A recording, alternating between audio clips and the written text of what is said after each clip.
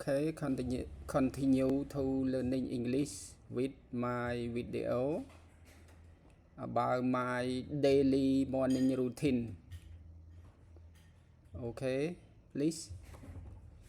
Every morning I wake up at 5 o'clock.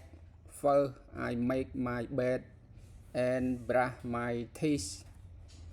Then I wash my face and take a shower to feel fresh. After that, I get dressed and eat my breakfast. I usually have rice with pork or rice with chicken or eat bread with milk. Next, I pack my school bag and check my schedule before leaving home. I say goodbye to my family.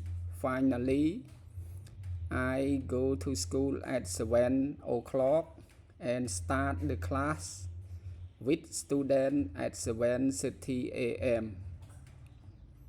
Thank you for watching my video. Please point like, point subscribe for my video. Bye bye. See you in the next video.